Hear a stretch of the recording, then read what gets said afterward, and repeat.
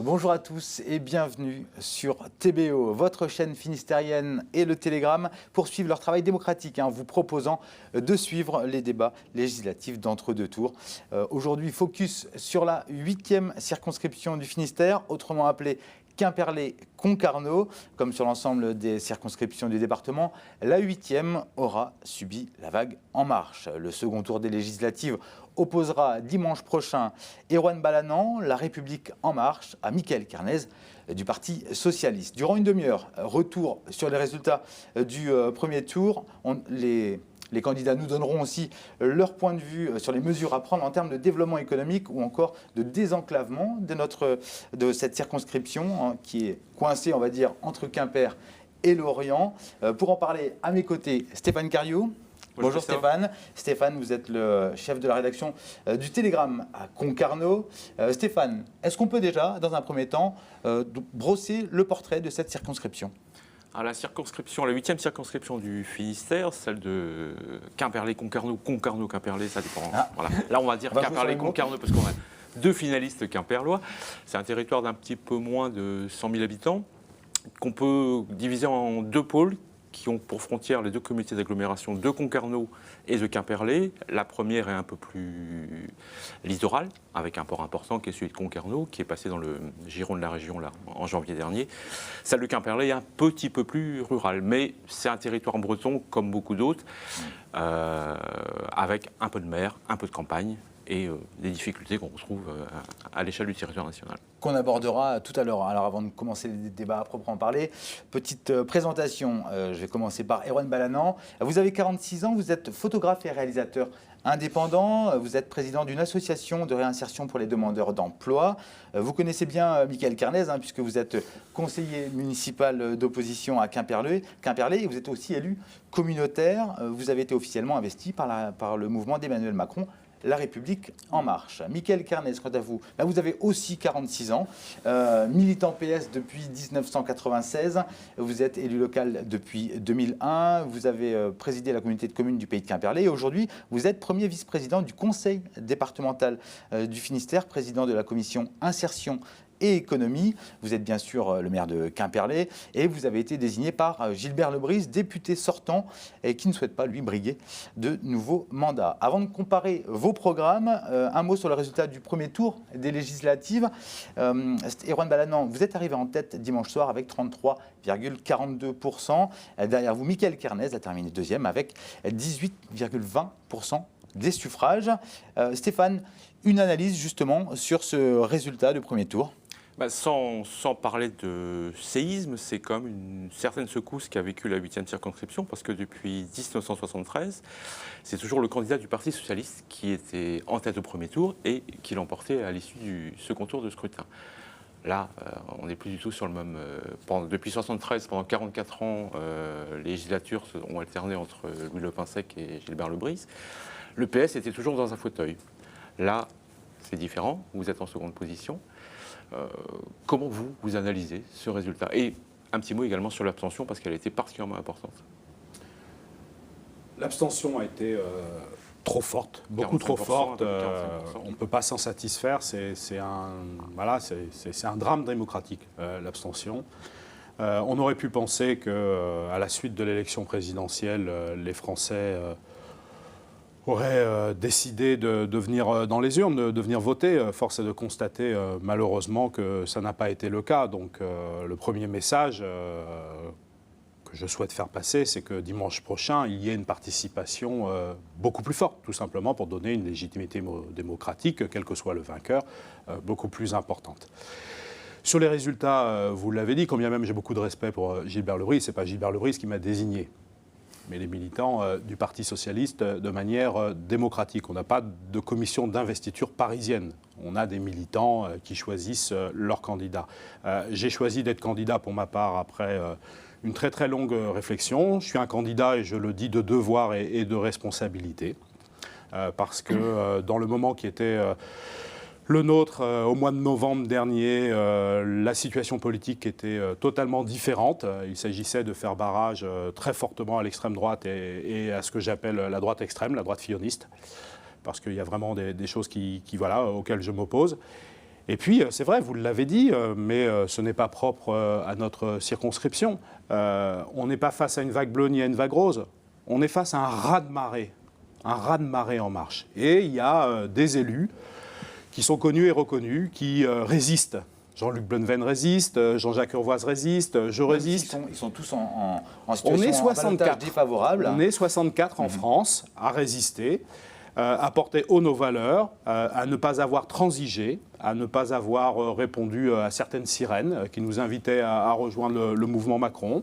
On en a cette fierté. Vous êtes Macron compatible ? Certains l'ont pensé puisque j'ai été sollicité. Et on reviendra certainement dans le débat qui va être le nôtre. Ma Macron-compatibilité, oui, sur un certain nombre de thématiques. Les affaires étrangères, les questions européennes, la volonté de libérer les énergies dans les entreprises. Mais ce que j'ai dit hier soir dans le débat que nous avons pu avoir avec Erwan Balanant, il y a des sujets où c'est plus de la Macron-compatibilité, mais de la micron-compatibilité, voire une opposition extrêmement forte. Alors, Erwan Balanant, un mot aussi, retour sur ce premier tour, ce résultat. Vous faites en effet partie de ce tsunami. Alors, d'autres ont appelé plus ça Big Bang pour justement reconstruire. Un mot sur le résultat du dimanche dernier. Une satisfaction, d'abord, parce que le résultat est bon. Le résultat est bon dans une circonscription qui était difficile, qui est une circonscription historiquement PS. Donc il y a effectivement l'effet de la vague Macron, l'effet de cette volonté qu'on appelle une vague, mais en réalité, qu'est-ce qu'il faut dire ? C'est la volonté d'un électorat, de l'électorat qui s'est déplacé. Alors oui, moi je suis comme Mickaël, je trouve dommage que l'abstention soit si forte. Il faut la combattre. C'est la première déclaration que j'ai faite à l'issue du scrutin. J'ai dit il faut qu'on arrive à avoir plus d'électeurs au second tour. Et c'est un des enjeux du second tour pour moi. Et comment vous faites ? Comment on fait ? On a continué à travailler, continué à faire de la pédagogie, continué à rencontrer des gens, continué à rencontrer des entrepreneurs, des associations. La semaine qui vient de se dérouler et qui va aller jusqu'à samedi, nous allons continuer. Vous avez des retours d'abstentionnistes, justement ? Je n'ai pas voté parce que je rejette la politique. Je suis étonné parce que je trouve très peu d'abstentionnistes. Dans les gens que je crois, je trouve très peu d'abstentionnistes. Bon, mais les gens ne disent pas toujours ce qu'ils veulent, toujours ce qu'ils pensent, et c'est très bien. Le secret des urnes était quelque chose de fondamental. Ensuite, il y a effectivement un mouvement, mais il y a aussi la reconnaissance locale d'un certain nombre de travail que j'ai fait, et puis d'un certain nombre de gens qui m'accompagnent, qui sont connus, reconnus. Et ensemble, je pense que le résultat est issu de cette double vague, une vague nationale de volonté de donner au président une majorité, et puis une vague locale de reconnaissance d'un certain nombre de thématiques que l'on porte, que moi je porte et que je porte avec les équipes qui m'entourent depuis un moment. Voilà, c'est comme ça que j'analyse les choses. Mickaël Carnez, est-ce que vous subissez, je dirais, le dégagisme ? Est-ce que vous êtes, vous devez faire face au bilan de François Hollande ? D'une certaine manière, oui, puisque, je le disais tout à l'heure, j'ai choisi de rester fidèle à mes valeurs. Je suis socialiste. J'ai adhéré à ce parti politique en 1996, quand il était au fond du trou. Ce n'est pas au moment où il est en très grande difficulté qu'il faut quitter le navire. Donc j'ai décidé de rester à bord. C'est vrai que dans les rencontres multiples que j'ai pu avoir, des dizaines, des centaines, maintenant des milliers, puisque ça fait quand même 4-5 semaines qu'on est en porte-à-porte, qu'on est sur les marchés, qu'on va à la rencontre des acteurs, à chaque fois, j'ai cette conversation. Vous êtes socialiste, on aura beaucoup de difficultés à voter pour vous. On vous connaît, on sait ce que vous faites. Vous êtes un élu local connu et reconnu. Vous avez beaucoup travaillé sur un certain nombre de sujets. J'espère qu'on y reviendra, notamment sur l'avenir du port de Concarneau, où j'ai donné beaucoup d'énergie. Et je suis confronté à cela, c'est-à-dire un mouvement national, on va dire, de rejet par rapport malheureusement au Parti socialiste, et un mouvement personnel de très très forte adhésion sur ma personne parce que connu et reconnu. Donc face à ce mouvement, ça ne fait pas 33%, ça fait 18%, mais moi je suis intimement convaincu, il nous reste quelques jours, que moi j'ai rencontré beaucoup d'abstentionnistes. J'ai fait du porte-à-porte depuis quelques jours à Concarneau, je n'ai fait que cela. J'ai rencontré beaucoup d'abstentionnistes et ils m'ont dit cette volonté d'aller aux urnes et souvent, très très souvent, de voter pour moi. Stéphane, vous aviez un... Je pense que la conclusion, c'est que c'est un peu la preuve que la législative est devenue une élection nationale, notamment depuis 2002 et la modification de calendrier qui fait qu'elle suit très immédiatement la présidentielle. Alors, un mot sur ce sujet, oui, c'est une élection nationale. D'ailleurs, on vote pour des députés qui sont des élus nationaux, qui ne sont pas des élus locaux, mais qui doivent quand même avoir une connexion. Des élus de proximité. Voilà, ils doivent être des élus de proximité. Et il y a trop de députés qui ont perdu ce lien avec leur territoire. On en parlera peut-être plus tard dans le débat, mais moi, je souhaite être cet élu parisien de travail pour faire la loi, mais cet élu que je suis, être d'habitant d'un territoire que j'aime et sur lequel je veux travailler avec les forces vives du territoire. Voilà. La transition est toute trouvée, parce que dimanche prochain, sans toute vraisemblance, la République En Marche devrait remporter une majorité confortable. Erwan Balanant, une assemblée monochrome, n'est-ce pas un danger pour la République ?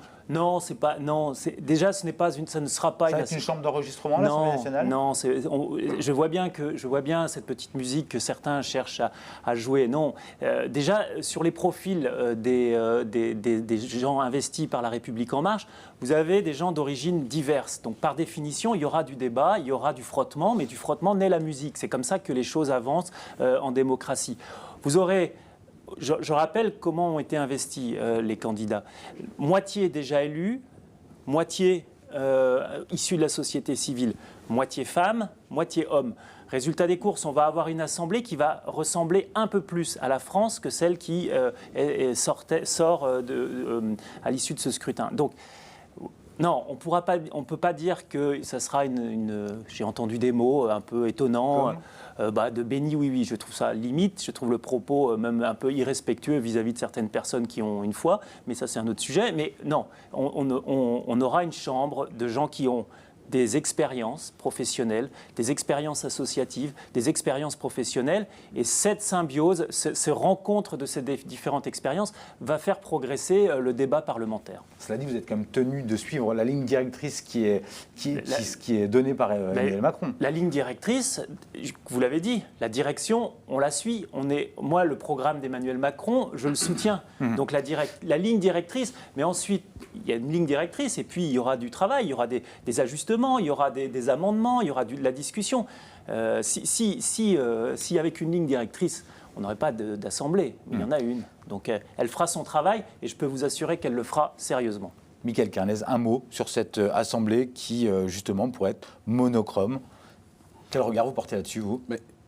C'est la logique de la Ve République, que le président de la République, en plus avec l'inversion du calendrier, cherche une assemblée qui soit majoritaire. Mais entre une assemblée majoritaire et une assemblée pléthorique, il y a une marge. Et je pense que pour l'équilibre démocratique, pour, je dirais, la qualité du débat, ce serait bien aussi qu'il y ait quand même dans l'hémicycle des députés qui portent une autre voix.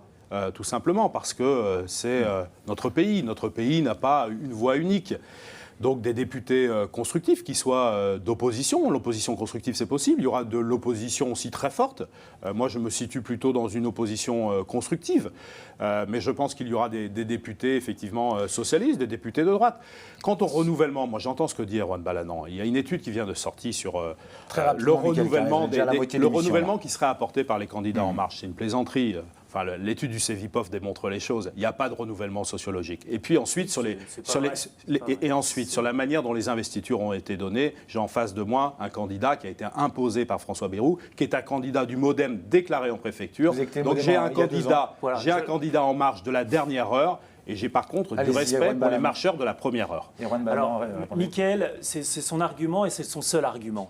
C'est son seul argument parce que Michael Carnez est très embêté. Sur le programme de Macron, il le dit lui-même, il est parfois très compatible et, sauf maintenant pour récupérer un certain électorat, il devient radical sur certaines positions. Sur cette accusation d'être quelqu'un qui aurait été imposé par François Bayrou, c'est complètement faux. Je le rappelle, j'ai posé ma candidature comme un certain nombre de personnes. Ce n'est pas vrai. Si, c'est vrai. Non, à la dernière seconde, il y avait 8 personnes qui ont déposé leur candidature. Il n'en faisait pas partie. Il a déposé sa candidature dans l'entre-deux tours. C'est totalement faux. Ça s'appelle des fake news, mais enfin, on va passer là-dessus. Vous avez le droit de réponse. Oui, je vais lui donner le droit de réponse. Très rapidement. Ce n'est pas vrai, Michael. Personne ne sait qui était candidat. Mais bien sûr que si, la plateforme était publique. Non, c'est faux. Bien sûr que si. C'est faux. J'ai un profond respect pour Michel Elvig. J'ai un profond respect pour Anthony Lebras.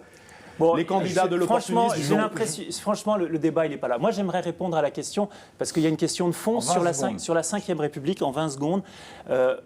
J'ai en face de moi quelqu'un qui est au Parti socialiste, qui depuis 40 ans a refusé de mettre de la proportionnelle. Ils l'ont tenté une fois avec François Mitterrand et depuis, ils ne l'ont pas refait. La proportionnelle aurait réglé cette question depuis longtemps.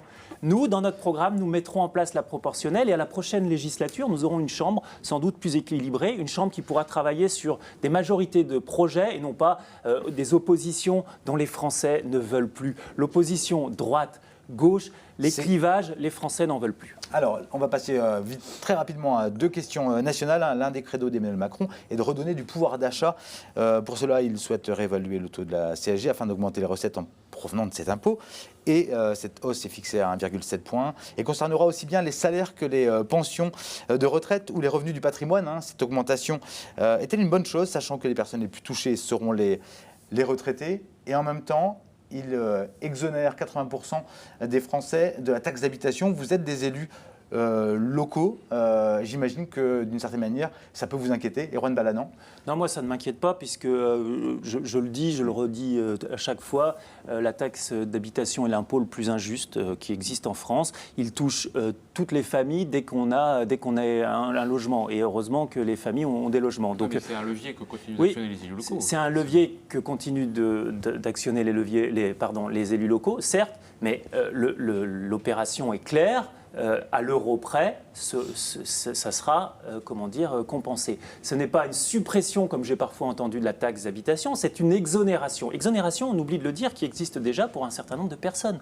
Ça existe déjà. Donc, pas d'inquiétude là-dessus, sachant qu'à côté de cette reversement à l'euro près, il y a dans le programme d'Emmanuel Macron un certain nombre d'investissements et un certain nombre de lignes d'investissement pour les collectivités en partenariat avec les collectivités. Donc ça, c'est sur la taxe d'habitation. Ensuite, sur le montage financier, le montage et la stratégie économique d'Emmanuel Macron, c'est une stratégie qui est une stratégie intelligente et pertinente, puisqu'elle va redonner d'une part du pouvoir d'achat aux travailleurs. Sauf aux retraités Sauf aux retraités, à quelques retraités qui auront très vite des compensations, justement, vous l'avez dit, par la taxe d'habitation, mais aussi par la mise en place d'un meilleur remboursement des lunettes, des prothèses auditives et des prothèses dentaires. Donc à terme, une fois que ça va faire repartir l'économie, quand l'économie repart, même les retraités y retrouveront leur compte. Michael Carnet, sur ces questions-là. Non, sur la question de la CSG, il y a un vrai sujet. Vouloir redonner du pouvoir d'achat à ceux qui travaillent, oui. La CSG, l'augmentation de 1,7 point va le permettre. Mais il y a un effet collatéral qui est néfaste. Près de 8 millions de Français, 6 retraités sur 10, vont être impactés. C'est ça la réalité. Non, c'est pas ça la réalité. La réalité est celle-là. Tout le monde le dit, tout le monde l'a analysé. Donc, tous les opposants Emmanuel Macron le disent, pas tout le monde. Non. J'ai emmené un article du Télégramme. Je pense que les journalistes du Télégramme ne sont pas des gens qui analysent mal la situation. Donc les journalistes du Télégramme l'ont analysé très parfaitement. Nous l'avons aussi analysé. La CSG va impacter 6 retraités sur 10. Et je fais du porte-à-porte depuis quelques jours depuis l'entre-deux tours. J'en avais fait beaucoup avant aussi. Ils me disent qu'il faut s'opposer à cela. Ensuite, dire que les retraités retrouveraient du pouvoir d'achat avec l'exonération de la fameuse taxe d'habitation, c'est une fumisterie. Je vais vous dire pourquoi. Depuis 40 ans, l'État nous raconte la même chose. Depuis 40 ans, les mécanismes d'exonération avec des dotations d'État, ça ne fonctionne pas. Depuis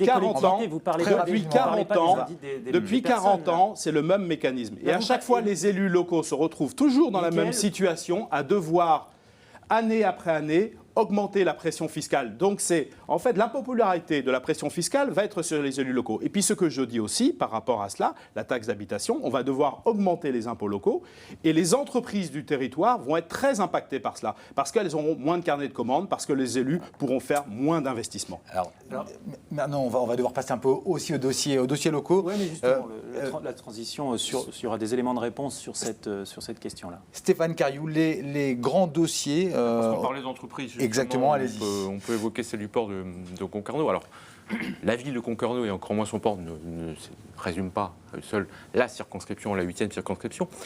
Mais c'est quand même là que se concentrent pas mal d'enjeux majeurs en termes économiques. C'est un port qui prend de l'ampleur en termes de construction navale. Ce qui a motivé d'ailleurs qu'il passe dans le giron du Conseil régional là, en janvier dernier. Mais alors, à ce contrario, est-ce qu'on n'en fait pas trop non plus pour le port de Concarneau au détriment du secteur un peu plus rural du territoire que vous briguez? Alors, je ne sais pas qui Comment doit trouver répondre. l'équilibre? Erwan Qui Balanant. commence? Je commence. Ouais. Moi, je pense que le port de Concarneau, c'est un moteur, effectivement. C'est un moteur pour le territoire, puis c'est un moteur qui peut avoir... Enfin, il y a des perspectives d'avenir si un certain nombre de sujets sont abordés et portés. Le reste du territoire ne doit pas évidemment être délaissé. Il y a des enjeux fondamentaux sur le reste du territoire. La transition agronomique pour notre territoire est un enjeu, et l'enjeu des 15 prochaines années. Si nous ratons cette transition, nous aurons des accidents. Nous aurons des accidents industriels qui coûteront cher en casse sociale. Donc il faut travailler là-dessus. Travailler là-dessus, ça ne veut pas dire condamner ce qui est fait. Ça veut dire faire la transition, aller vers d'autres manières de faire progressivement, en partenariat avec les entrepreneurs et en partenariat avec les besoins du territoire. Moi, je crois beaucoup que notre territoire doit travailler sur la connexion des personnes, des gens formés avec les réalités économiques et les réalités industrielles du territoire. Dans le port de Concarneau, aujourd'hui, certains industriels ont parfois du mal à embaucher des gens locaux. Donc là, il y a un vrai sujet, il y a un vrai souci. Et il faudra travailler sur cette question de la formation sur notre territoire. Michael Carnez. Le port de Concarneau, c'est la première zone d'activité économique de l'agglomération. Plus de 1200 emplois, des entreprises qui interviennent sur tous les chantiers. J'étais sur l'Astrolabe, 30 entreprises du territoire interviennent. Je suis celui qui a porté ce dossier depuis de très très nombreuses années. J'ai fait en sorte, comme conseiller départemental, j'ai eu la chance d'être soutenu par mon président de l'époque, Pierre Maille et Nathalie Sarah-Bezol. J'ai eu la chance de travailler très fort avec Jean-François Garec et d'être soutenu par Jean-Yves Le Drian. Je dirais, sans l'action déterminée que j'ai pu conduire, je le dis, alors évidemment avec les industriels, avec Pascal Piriou et d'autres, nous ne serions pas là, c'est-à-dire nous n'aurions pas obtenu les crédits nécessaires, c'est-à-dire les 14 millions d'euros qui sont en investissement en ce moment en travaux.